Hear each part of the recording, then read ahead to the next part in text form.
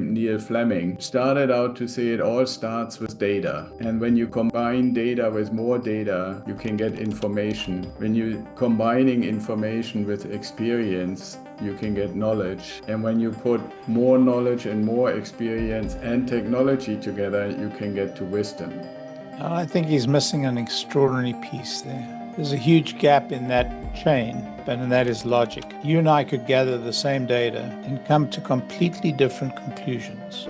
Some advice of who has half of their life ahead of them. I mean, do not follow your bliss unless it can actually sustain you. We are moving into this age of, abundance. But abundance doesn't mean somebody's going to hand you something. You have to understand that not only can you take, but you have to give in order to take. Hello and welcome for another episode of the Ideal Investor Show. And as you by now know, we try to bring you these really, really great guests. And we have another one today. Larry Goldberg is with us. So Larry, welcome and thank you for coming to the show. Thanks for having me, Axel. Yeah, absolutely. I mean, I'm kind of working my way a little bit through the top layer of the Tesla community, I guess. I think by the time you get to me, it's getting to the bottom layers. Well, you're in the top 10, so. Wow. All right. Well, Larry, like I said, thank you for coming to the show. Maybe for the audience, as I mentioned, most of the audience comes from a real estate investing background, but then expands into other investments as well. Maybe you can tell us a little bit, your background. How did you come to being a shareholder in Tesla, and what's your background? Well, I'm getting on in years. I will achieve my 80th birthday in March of next year. So I've pretty much done everything.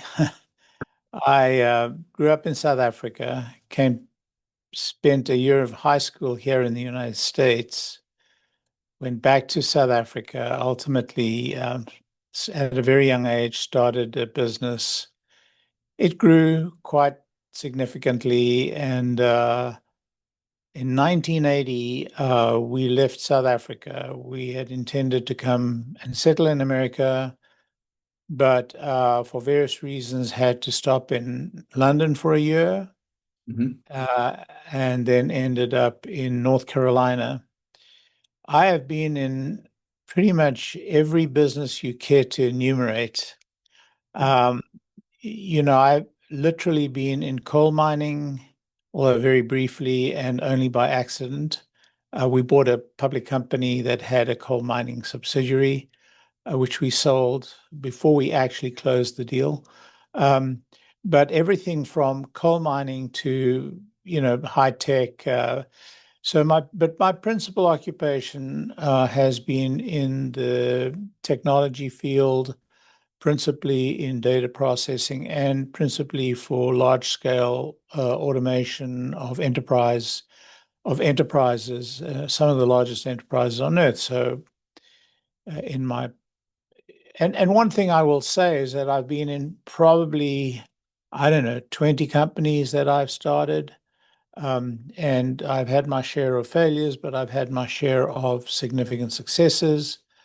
And I recently retired from my last startup. I started the company in 2007 with a partner. It was based on a book we had written about technology, actually, interestingly enough, about, I guess, what we would have called business logic in those days. Ultimately, it advanced into AI. I sold the bulk of the company in 2014, but stayed with the company until 2022 when I retired. And when I did, my son actually became the CEO of that company, and he still is today. So it's been a long arc. Now, if you go back to the late 1980s, I started investing in a very small way at first, and then it expanded. So my investment career goes back quite a way. I would say that it became quite active in 2007.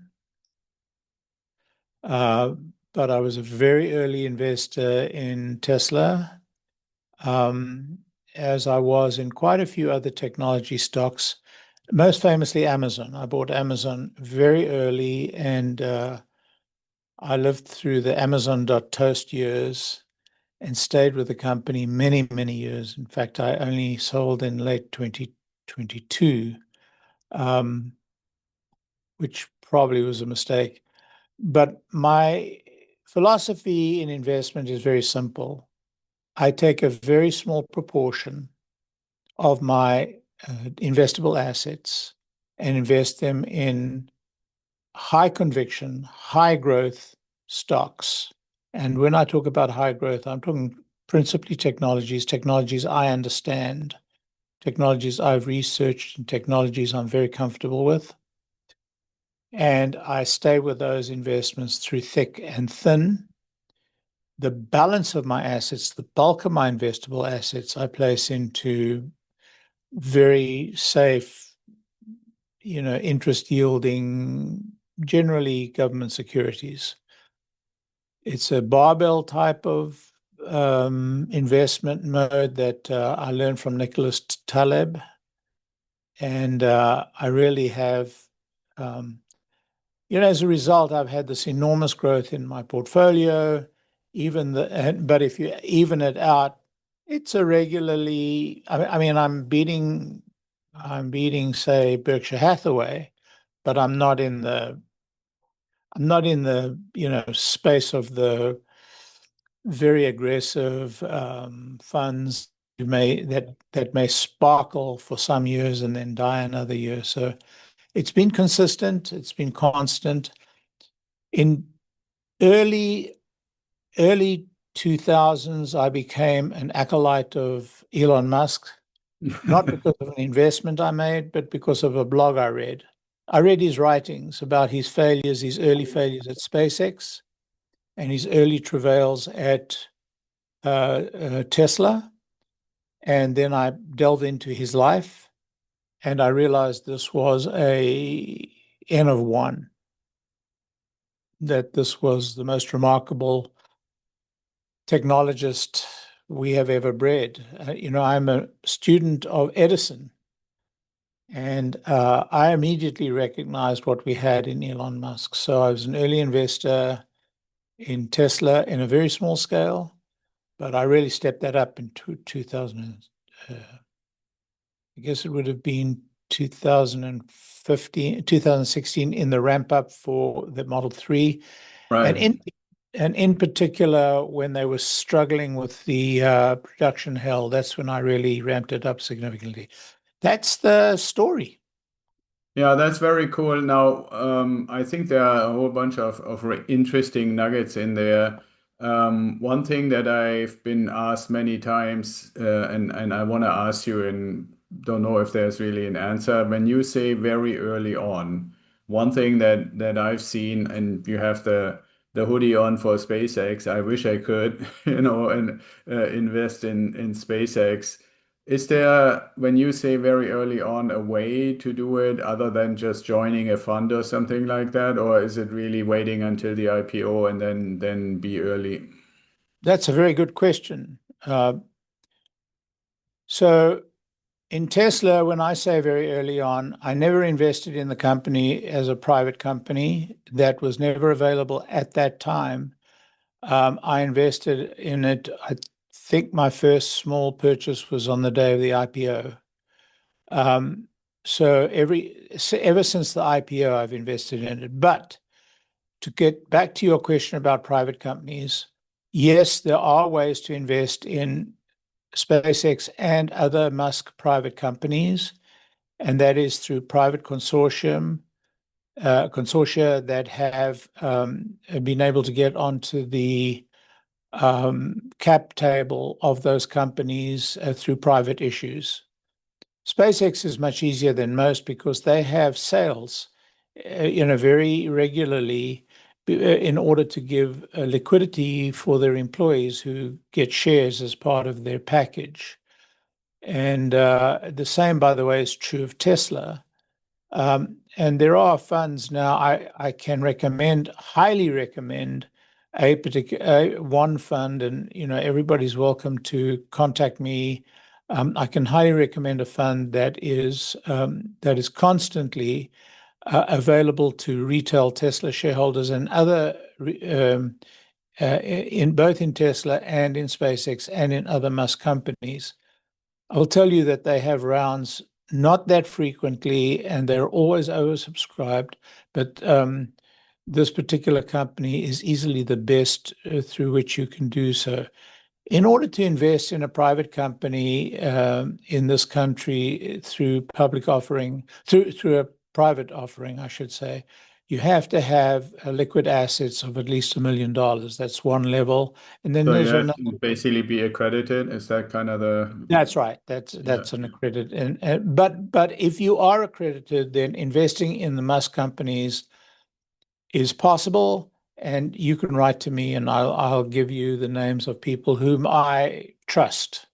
And it's not my recommendation that you invest or not invest. I don't do that, but I can give you a reference to somebody I trust. Yeah, absolutely. And like Farzad always said, no tax advice, no investing advice, right? So Thank you. just so Thank you. everybody knows. Yeah, absolutely. And I think that's very good. Now I want to come back because you also said the same thing about Amazon. And it's one of those little open wounds that never really heal. I bought literally We all 9 have them. shares. We all have Yeah, them. I know. I had 9 shares of Amazon. Oh my. And when they started having losses and losses and losses and losses, and then suddenly they jumped up, and I think tripled my money, and the shares were like super cheap. They And were you like sold them. laughably cheap, right? So I Yeah. thought, okay, well, finally they make money after all this time. And so I sold them for like a 3x, and I've been kicking myself ever since. But one thing I That may be find, one of the biggest losses you've ever taken. yeah, luckily I fixed it with Palantir. So There you go. There you go. See, because there I actually got in at 8 and 9 and 10, and so you know where they are now. Um, but what I wanted to get to is, in with Palantir is not such a great example, but I think both for Tesla to some extent, maybe even to some extent even more so for companies like Amazon, I wonder if you have some balance between what is the vision or the intent of the organization and what is the importance of the people that actually run it. Because I mean, Amazon, in my recollection, started out to say we want to become basically an online bookseller. I wouldn't really say that it was very clear from early on that they would ultimately become the warehouse of the world in a sense, right? Axel. I'm very disappointed in you. Okay. Hey, let's take a quick break for a message from our sponsors. Semi-passive franchising is probably, in my opinion, the #1 methodology for building wealth and equity, because more and more of these service brands are introducing these semi-passive models, now opening up this opportunity to franchise investors and virtually everyone. And Franchise with Bob can actually help you to make that happen and go into an existing system and plug right in and start developing your passive income. So go to Franchise with Bob, find the quiz on the homepage, and see how franchising might be the right thing for you. One of the most valuable, in fact, the single most valuable aspect of investing in Amazon was that Jeff Bezos would write every year his chairman's letter. Yeah, I know that one. Yeah.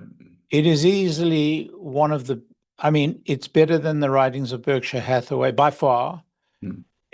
I think the only thing that exceeds that quality of writing is Elon Musk's early blogs, until he stopped blogging. But his writings were outstanding. But Jeff told us, I think in the very first chairman's letter, what the plan was. So if you thought he was going to be a bookseller, then it's on you. And that's why I tut. He absolutely focused on the internet as a means of commerce and books were his choice simply because it was such a clear gap in the marketplace. It was so easy to package, sell, buy, to trade. And so he had that as his opening gambit, but he always intended to be, the merchandise mart of the world. And he spelt it out very early. And so if you bought the shares without reading the annual report, the annual letter, then you missed half the value, more than half the value of owning the shares. Yeah, I mean, I missed that anyway, and I admitted that already. But yeah, I didn't catch that aspect as clearly. To me, it was more focused on, can we make the internet become a marketplace for this one thing that I want to try? I didn't really understand it, and we don't need to dwell on it. I mean, everybody No, makes investing mistakes, so. I won't dwell on it, but I will say this. That is a good reflection on how poor our financial press is. Yes. In other words, they're interpreting their understanding of Amazon instead of focusing on what the people in Amazon are telling them. And, that kind of carries through in what the press and Elon's relationship is these days. It's the same thing. Elon is telling them something, telegraphing it to them, painting it on the walls in very large letters, and they're not reading it. Yeah, now he puts it on the roof of the building. Yeah, I hear you. And I mean, obviously, we all have to pay a little bit. In German, we say Lehrgeld, like you probably, I don't know if you speak English Dutch or something from your South African times, but. Yeah, it's interesting. I understand Dutch. I definitely understand Dutch very well. And German, I understand. I can actually listen into a conversation and divine what's going on.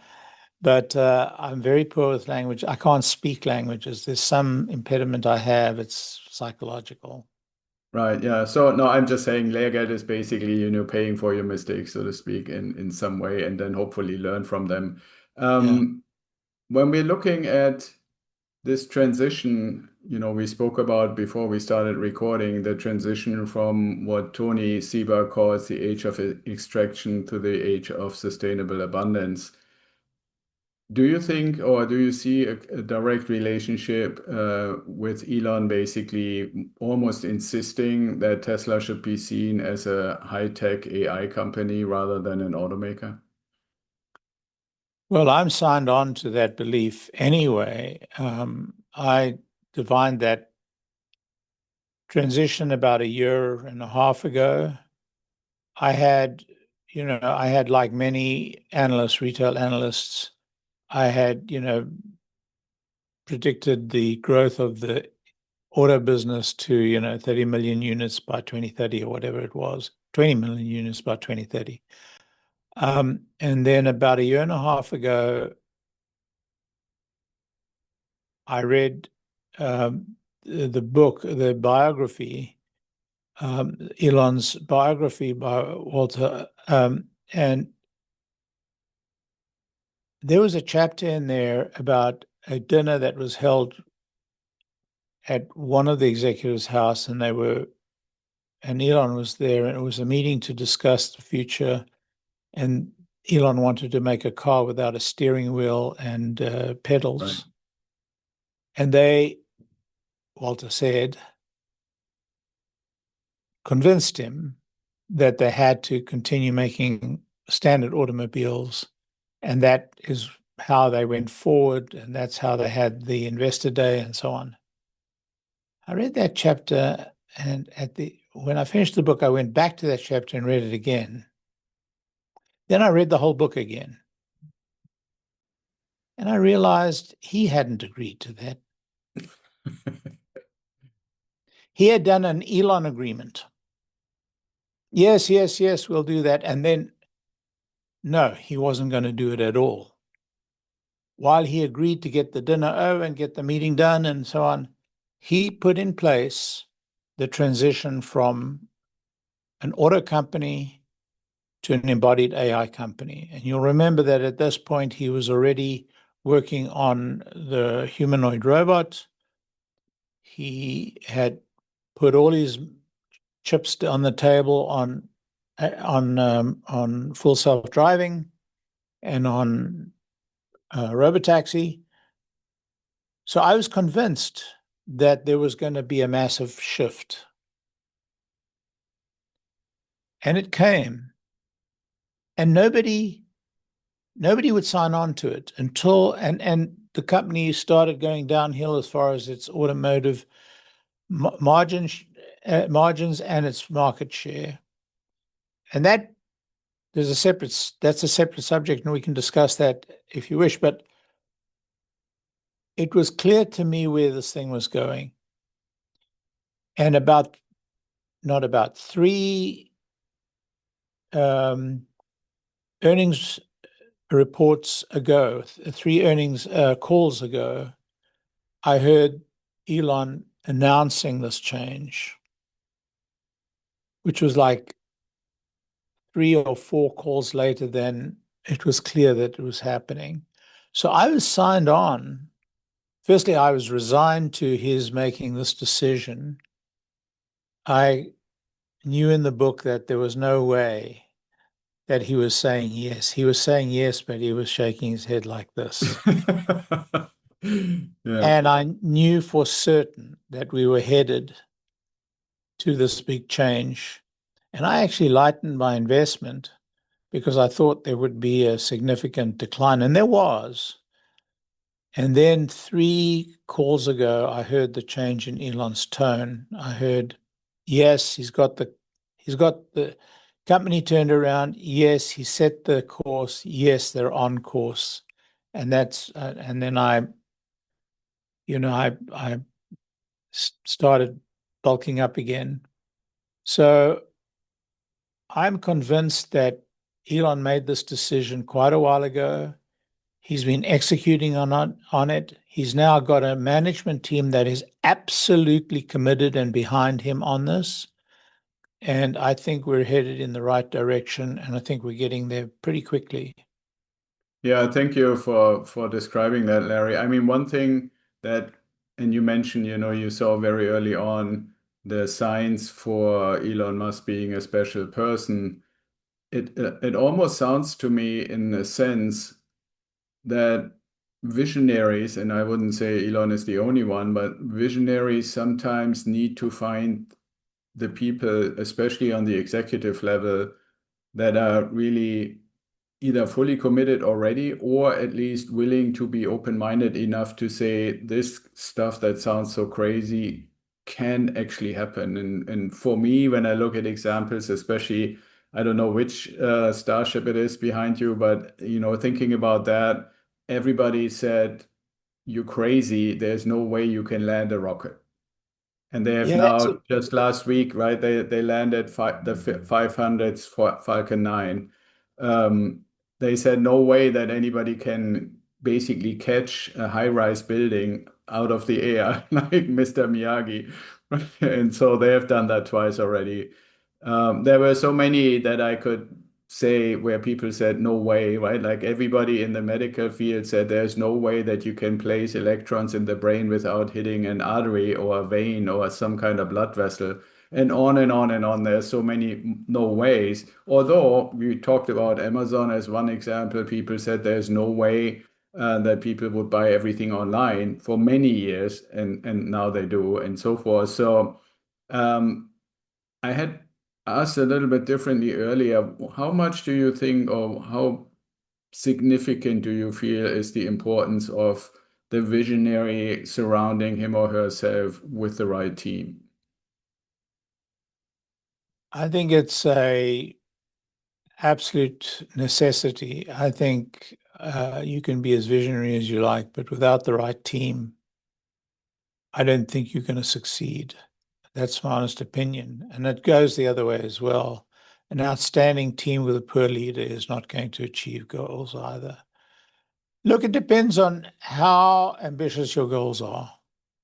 I mean, if you want to run a bus company, the only thing that counts is almost the only thing that counts is cost control. Yeah, routes are important.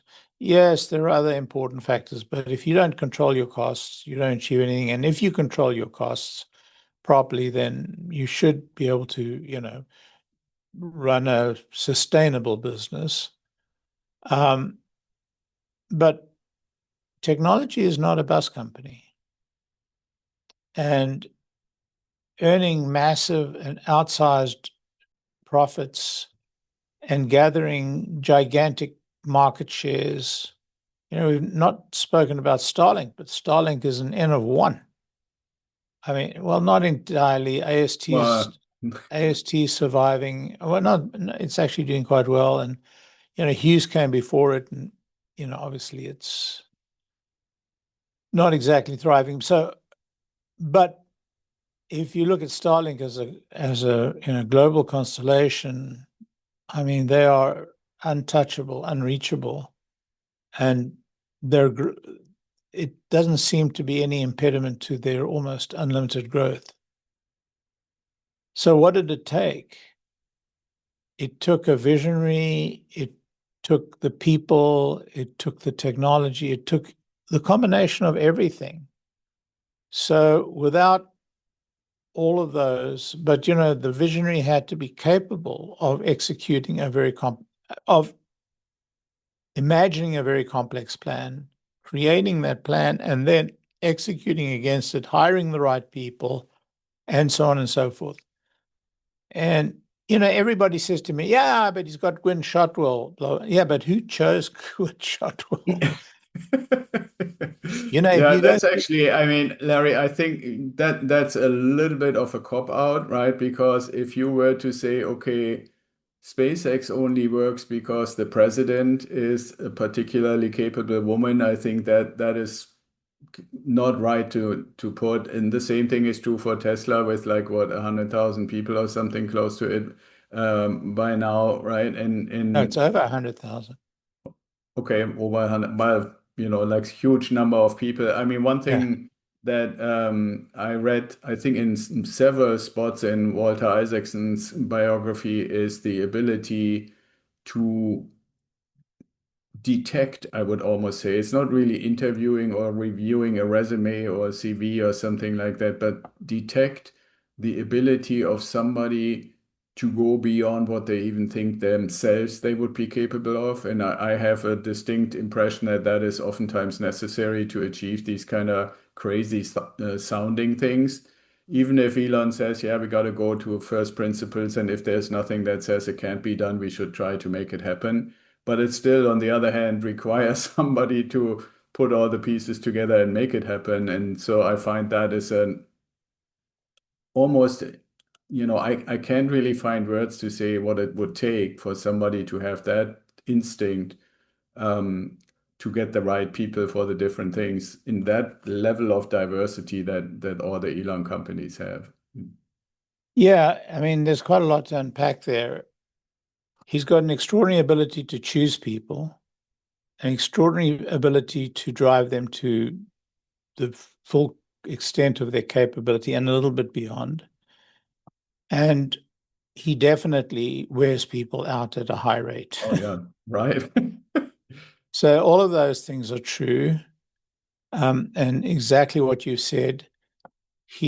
But we have to give a lot of credit to the simple algorithm that he's developed, this 5-step, 4-step algorithm that is extraordinarily elegant and simple, but very, very powerful applied properly. And it's quite hard to apply, by the way,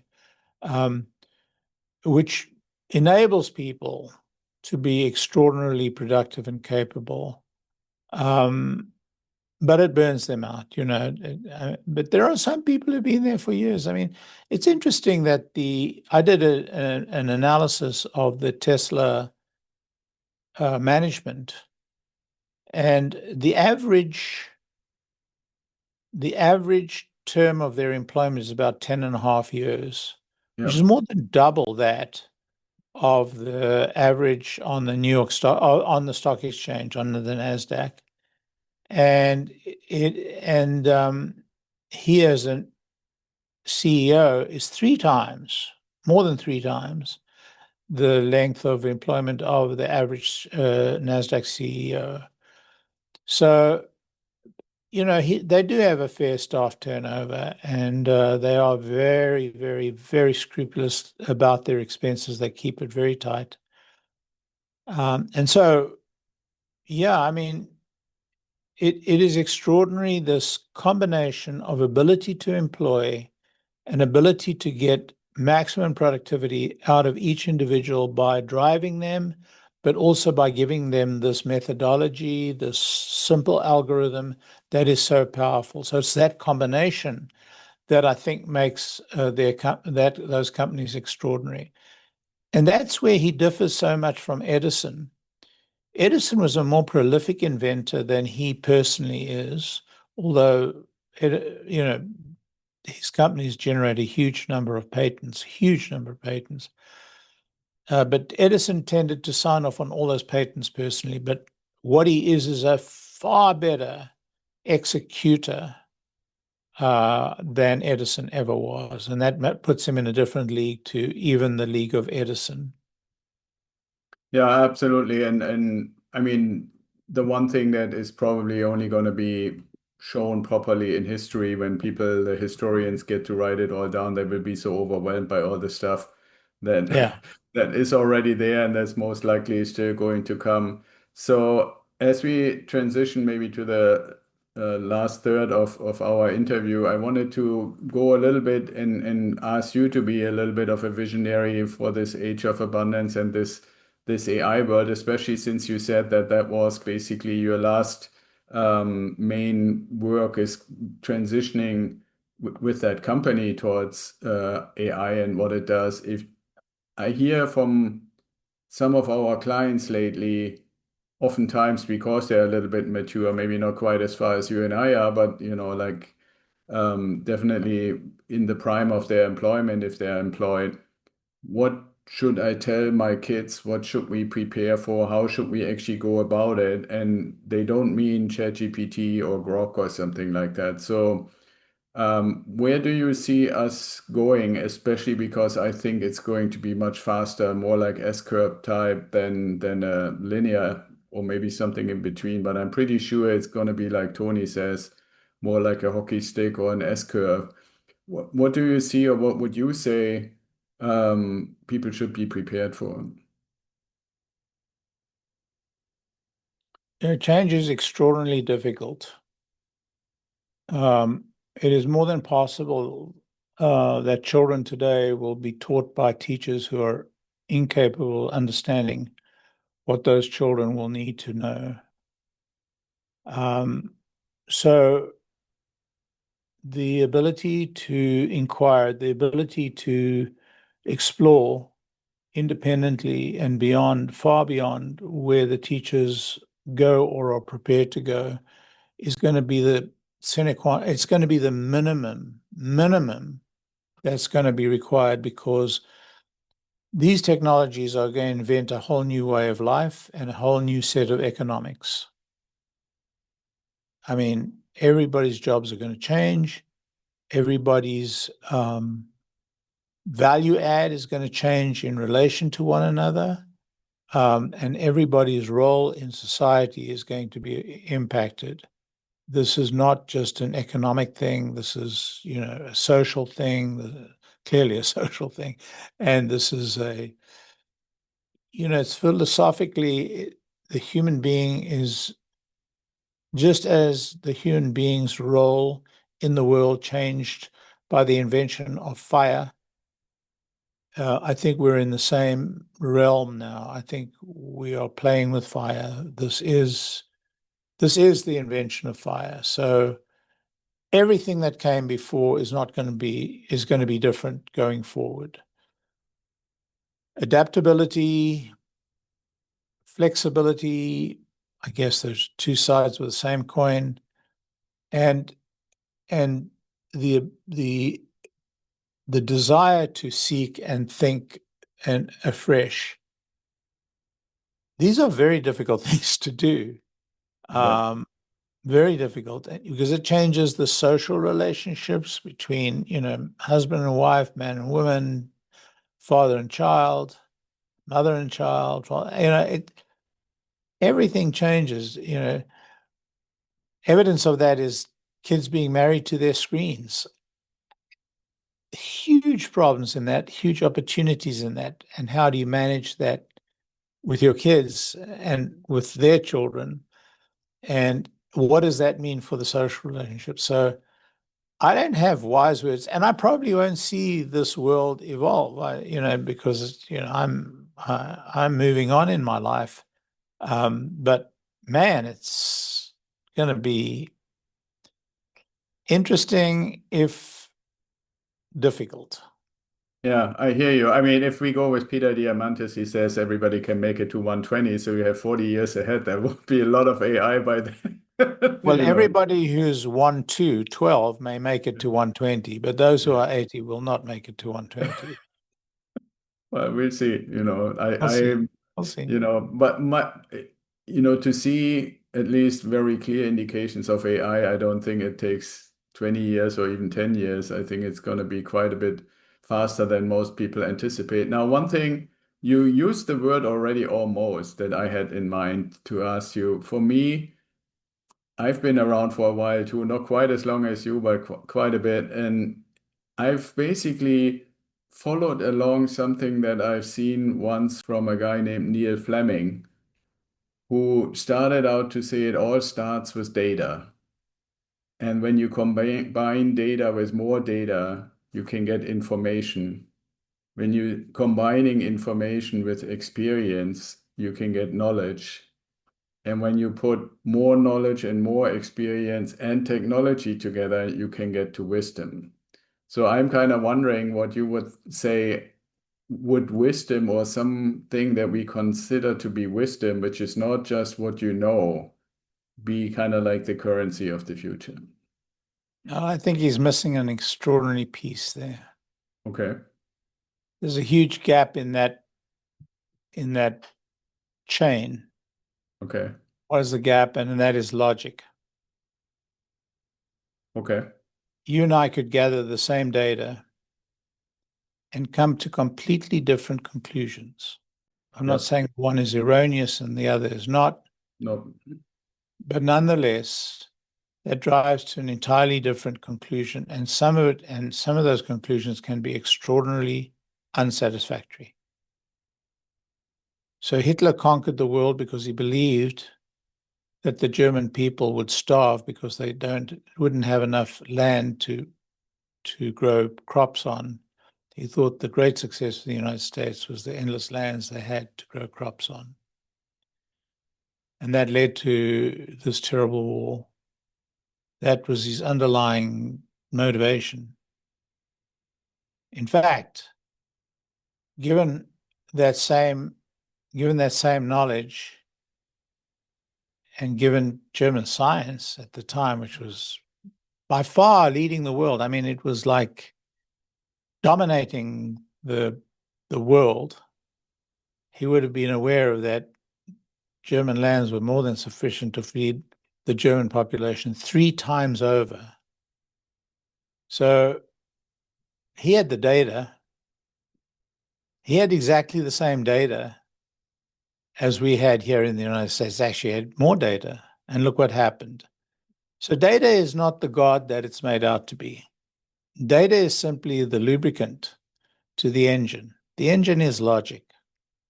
Logic can be determinative, 1 and 1 equals 2, or it can be, the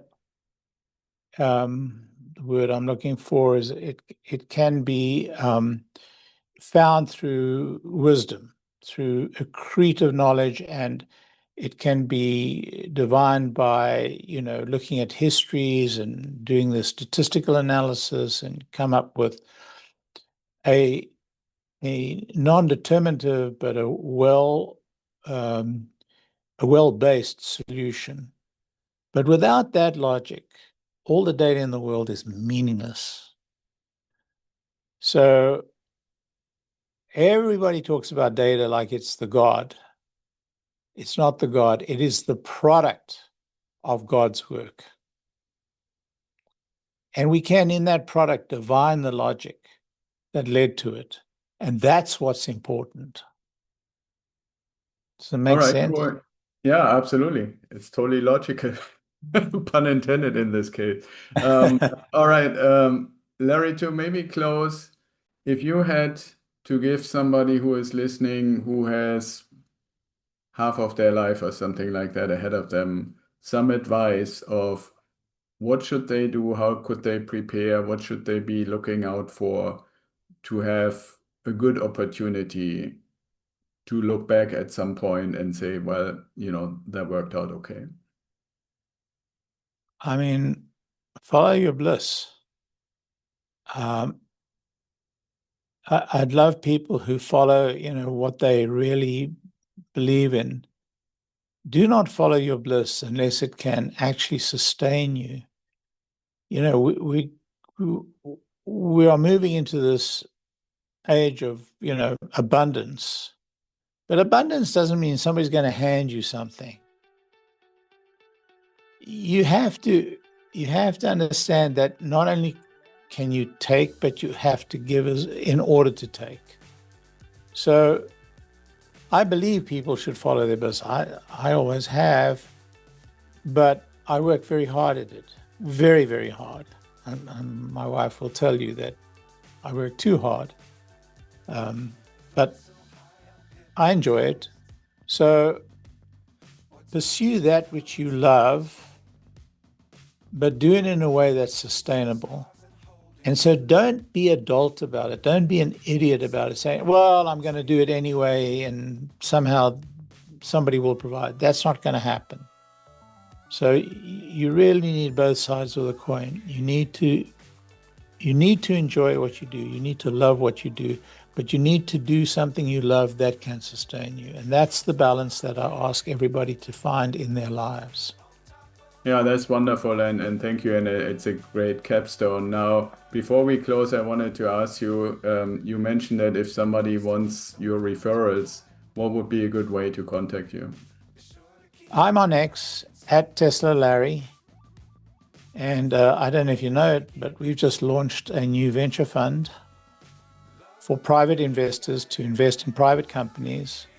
These are not Musk companies. That I can give you a reference for them, but these are companies that are aligned to the Musk philosophy, and we call the company 𝐈𝐝𝐴, the light of sentience. And so we're investing in companies that really will promote, the light of sentience. So if you're interested, just DM me. I answer all my DMs on X. That's how people communicate with me. Yeah, and I can attest to that. We did that when we asked if you would be willing to come on the show, and you did. So thank you for being here, spending time with us, sharing some of your wisdom, Larry, and maybe we can do it again sometime. I'd love to.